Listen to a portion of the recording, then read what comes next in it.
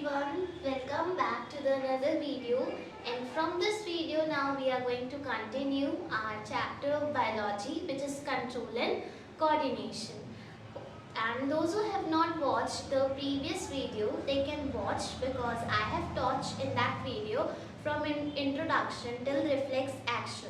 And now today in this video we are going to start from human brain. So let us begin. First I will be telling you through the flow chart, okay, that in a human brain how many parts are there and its types also I will be telling you. So let us begin up here. So we are studying human brain, right? Human brain, your brain basically, right?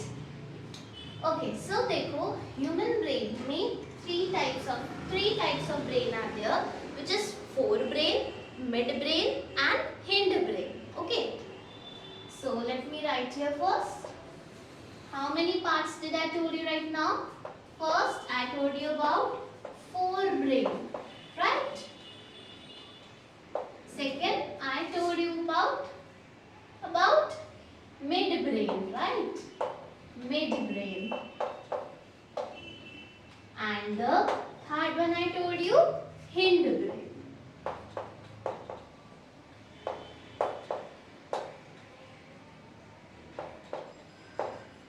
Fine. Okay, so these are three types of brain: forebrain, midbrain and hindbrain. Now, in them also there are few parts. Okay, so in forebrain there are three parts. First is olfactory lobe. Okay, olfactory lobe. Third we have cerebrum. In third one we have dicephalon. Okay, dicephalon. Okay, so in forebrain there are three parts, which is the first one olfactory lobe, third dicephalon, second which one, cerebrum. Okay, fine. अब हम आते हैं mid brain पर. तो सी mid brain आपके syllabus में in the 10th standard mid brain is not classified. So basically we are not going to study about midbrain. Okay, so let us move on to hindbrain. Hindbrain also consists of three parts. Okay, what are those three parts? The first one is pons. It's not pons, it's pons. Okay, pons. Clear?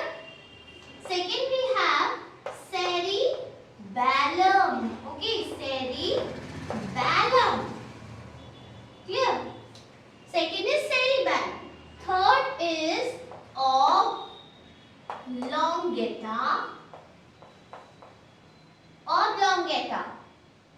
No, it's medulla oblongata. Medulla oblongata.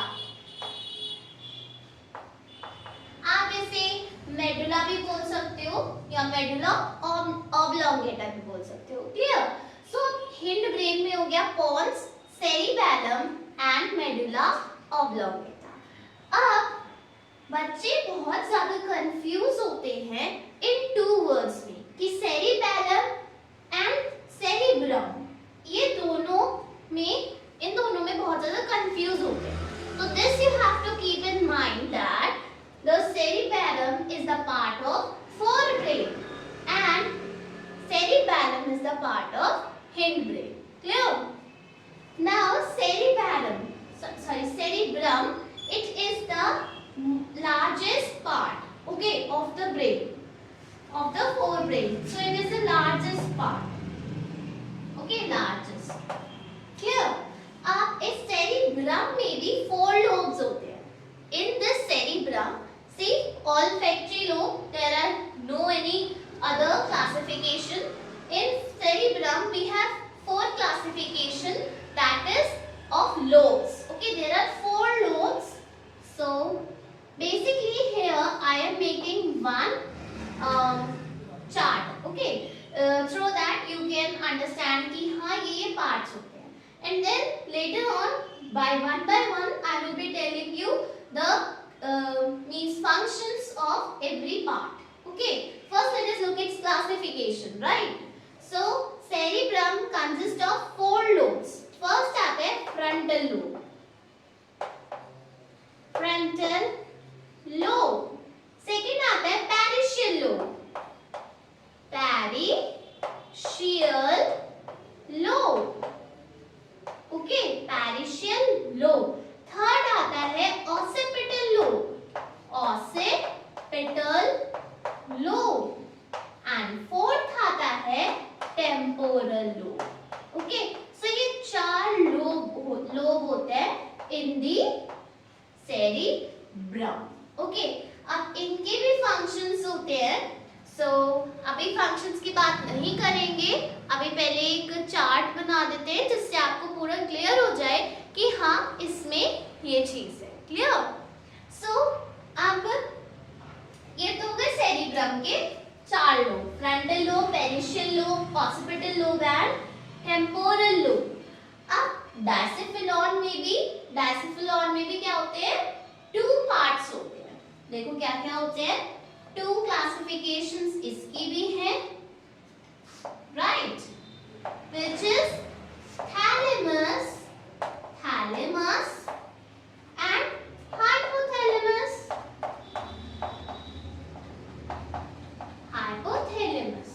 Clear? So thalamus and hypothalamus, these are the classification of Dicephalon. Clear? So this is about forebrain. Clear? This is about forebrain. Now midbrain में we have to not study anything. So we have to move to hindbrain, right? Hindbrain, there is no any classification of pons, but there is classification of cerebellum. No classification is there. अब यहाँ आपको तीनों में कोई भी classification नहीं दिखेगी, ना मेडुला ऑब्लोंगेटा में. सो बस आपको ज्यादा चिंता करने की जरूरत नहीं है क्योंकि बस सिर्फ फोरब्रेन में ही क्लासिफिकेशन है. ओके, बाकी किसी में नहीं है. Now for you all I have written here the functions of cerebrum parts. ठीक है, क्लासिफिकेशंस. सो अभी जो आपने फोरब्रेन में पढ़ा था कि वहां था olfactory lobe, cerebrum and which one? Diencephalon. But लेकिन ऑल्फैक्टरी लोब की कोई क्लासिफिकेशन नहीं है और बुक के अंदर ऑल्फैक्टरी लोब का कोई भी फंक्शंस नहीं बताया गया है. सो बस हम यहाँ पर सेरिब्रम और डायसिफिलॉन के फंक्शंस को देखेंगे फोरब्रेन. ठीक है. So here I have written the parts, the classification of cerebrum. Okay. So see here, frontal lobe. Frontal lobe का क्या फंक्शन होता है? Frontal lobe क्या करता है? ये कंट्रोल करता है temperature, taste, touch and movement को. यानी कि फॉर एग्जाम्पल देखो, जैसे मैं आपको बताती हूँ in Hindi I am telling you कि आपकी बॉडी को किस टेम्परेचर में रहना है वो कौन बताता है? पैरिशियल लोब बताता है. आपको किसी ने टच किया या आपको मूवमेंट करना है, बैठना है, खड़ा होना है, क्या करना है, और आपने कोई चीज खाई तो वो सोर है या फिर मीठी है. सो ये सब कौन बताता है? आपके ब्रेन में पैरिशियल लोब बताता है, which is the part of cerebrum. ठीक है, इन द ब्रेन. ओके. अब next we have frontal lobe. Frontal lobe का क्या फंक्शन है? फ्रंटल लोब प्लानिंग के लिए, ऑर्गेनाइजेशन और सेल्फ कंट्रोल इन सब के लिए रिस्पॉन्सिबल होता है. दैट मींस आपको किसी चीज के लिए प्लानिंग करनी है. सो अब आप अपने ब्रेन से प्लानिंग कैसे कर पाते हो? Just because of the frontal lobe. आपको कुछ ऑर्गेनाइज करना है, so you are able to organise because of frontal lobe. And आपको आप अपने ऊपर कंट्रोल रख पाते हो just because of frontal lobe. ठीक है, planning, organisation, self control etcetera, ये सब कुछ फ्रंटल लोब करता है. ठीक है. नेक्स्ट है ऑक्सीपिटल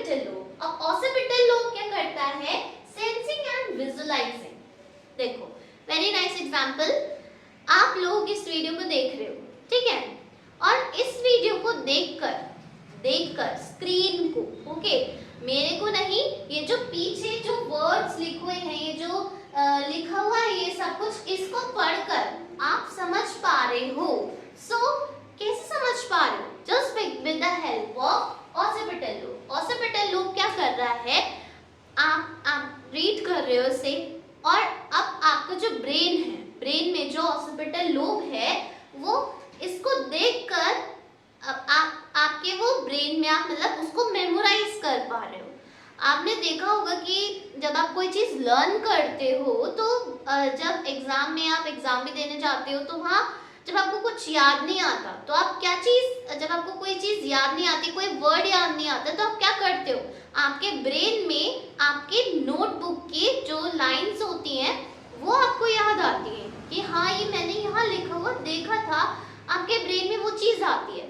तो जब आप देखते हो तो आपका जो ब्रेन है वो उसको मेमोराइज कर लेता है, मतलब उसको विजुलाइज करके मेमोराइज करता है, ठीक है, जस्ट, और आपके ब्रेन में ये काम ऑसिपिटल लोब करता है, ठीक है। सो सेंसिंग एंड विजुलाइजिंग ये ऑसिपिटल लोब करता है, ठीक है।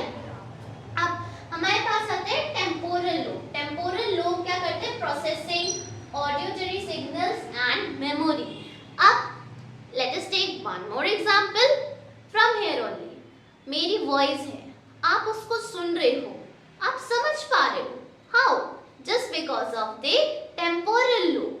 आपके ब्रेन में जो टेम्पोरल लोब है वो मेरी वॉइस को सुनकर उसको मेमोराइज भी कर रहा है और समझ पा रहा है, राइट। सो क्या जब आपको कुछ आपको ये याद भी रहता है कि हाँ इसने मुझसे ऐसे बोला था, ये कहा था, है ना, तो आपको वो चीज कैसे याद रहती है, just because of the temporal lobe. वो ब्रेन में क्या है उसको मेमोराइज करता है। तो जब आपको कुछ भी आप कोई ऑडियो सुनते हो उसको समझ पाते हो, मेमोराइज कर पाते हो, just because of the temporal lobe. Clear, is it clear? So यहाँ से जो क्वेश्चंस पूछे जाते हैं, one more thing I want to tell you that many of you might be confused in this, that when the question will be asked from here, then what we have to answer and how we have to answer. We have to answer forebrain, cerebrum or parietal lobe, occipital lobe. What we have to give the answer. So listen here. आपको जब भी question पूछा जाएगा वो आपको function देंगे, जैसे कि विजुअलाइजिंग एंड सेंसिंग, ये फंक्शन आपके ब्रेन में कौन परफॉर्म करता है, okay, you have to tell the part of the brain. तो आप इसका आंसर कैसे बताओगे?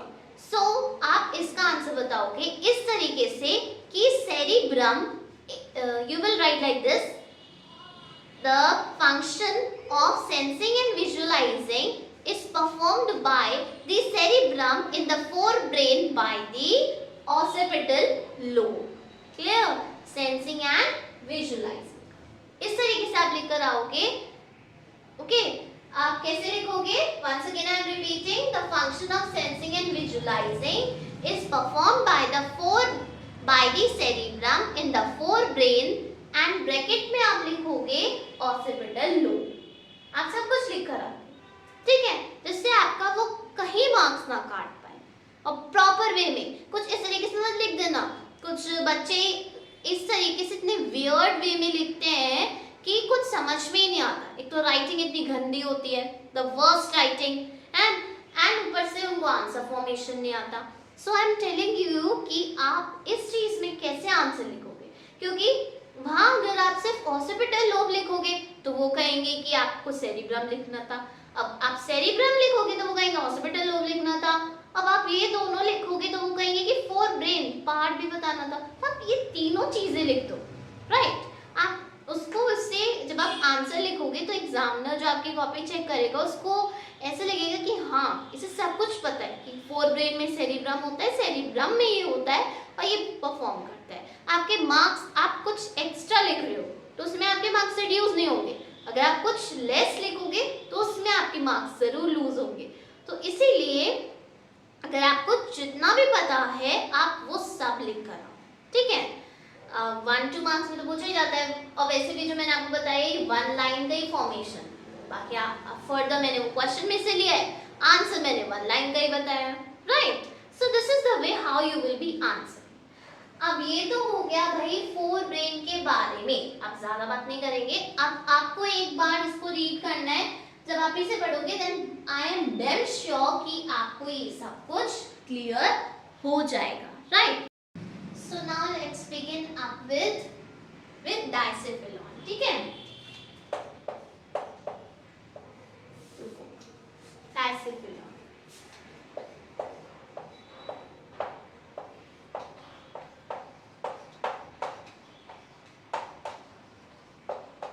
डाइसेफिलॉन में मैंने आपको बताया था 2 पार्ट्स होते हैं, विच इज थैलेमस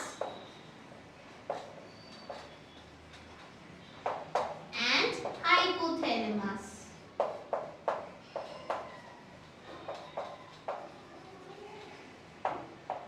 ठीक है, ये दो होते हैं, थैलेमस एंड हाइपोथैलेमस। अब इसमें भी क्या फंक्शंस परफॉर्म करते हैं? सो थैलेमस क्या फंक्शन परफॉर्म करता है? It performs the function of relaxation.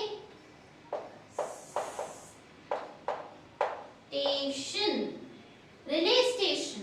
तो थैलेमस का ज्यादा कुछ नहीं जाता है, रिलेक्सेशन का फंक्शन ही परफॉर्म करता है।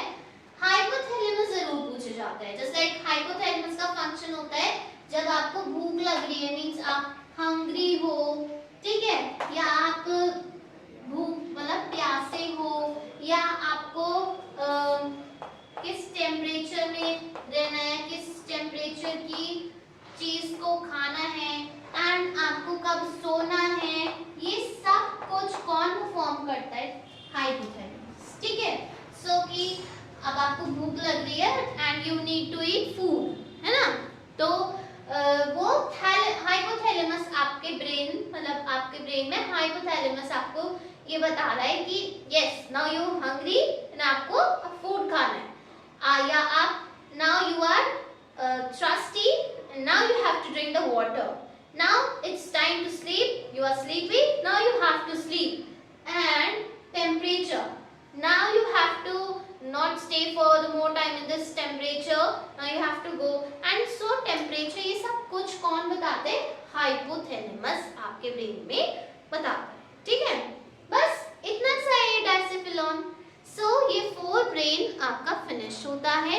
Now we will come to hind brain, okay, it has been dropped by me, it's hind brain, okay, so now let's come on to hind brain.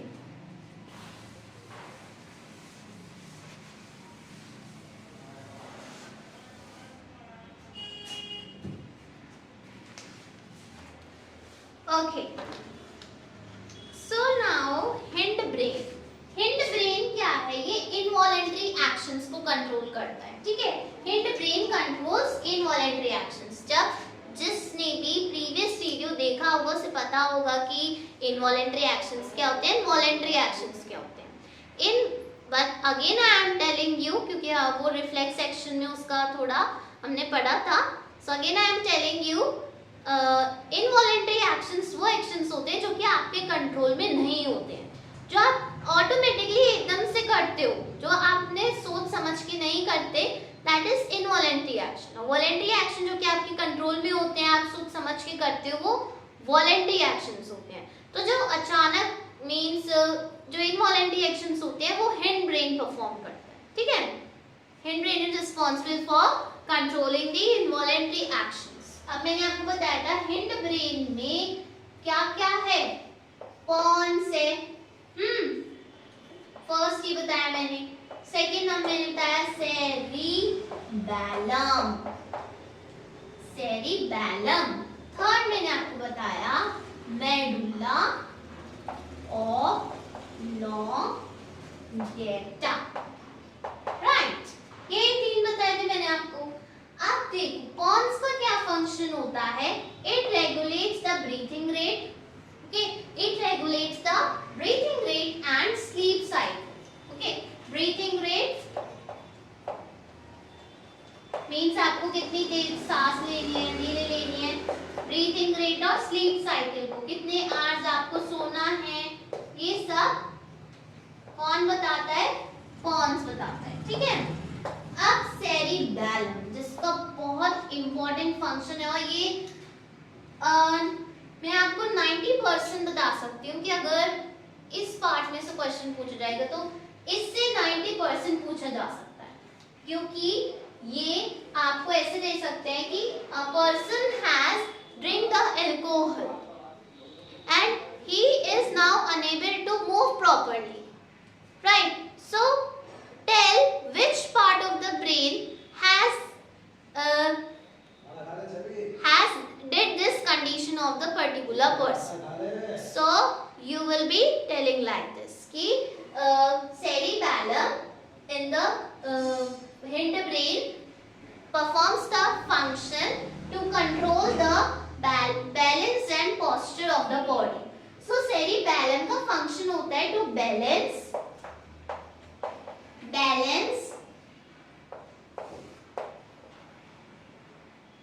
and posture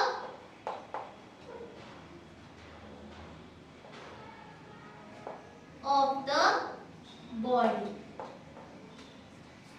ठीक है, ठीक है, आपकी body को balance मतलब करना है, मतलब your body has to means it coordinates the movements balance of the body and maintain posture, ठीक है, मींस बैलेंस बनाना, ठीक है.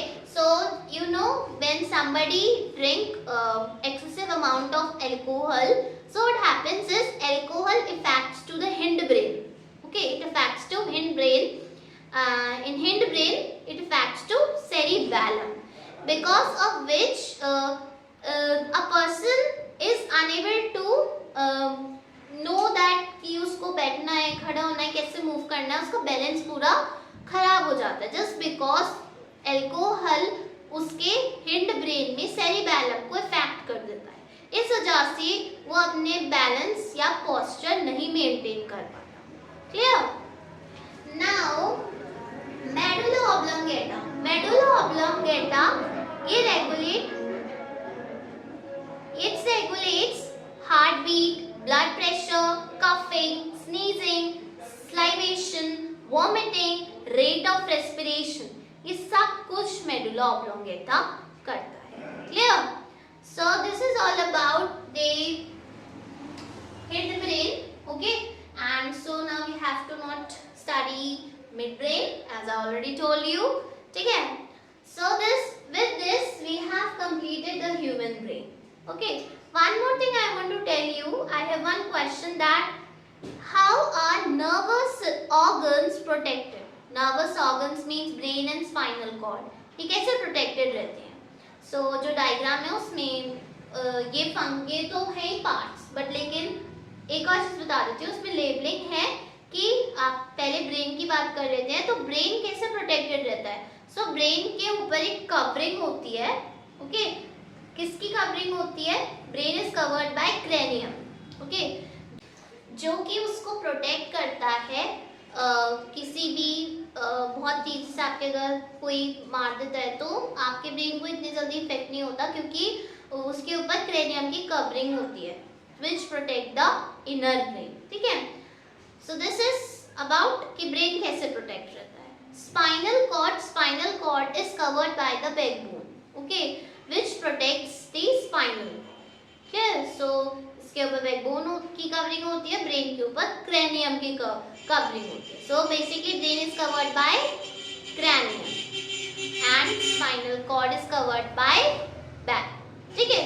So this is about the human brain and our whole nervous system.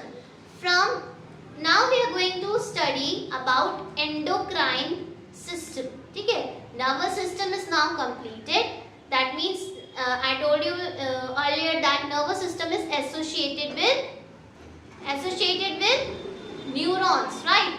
And endocrine system is associated with hormones. So now we are going to study about endocrine system which is associated with hormones. About hormones we are going to study about, जिसमें आपको याद रखने की चीजें हैं. Okay, basically. तो meet you in the another video with the endocrine system. Till then, take care. Bye.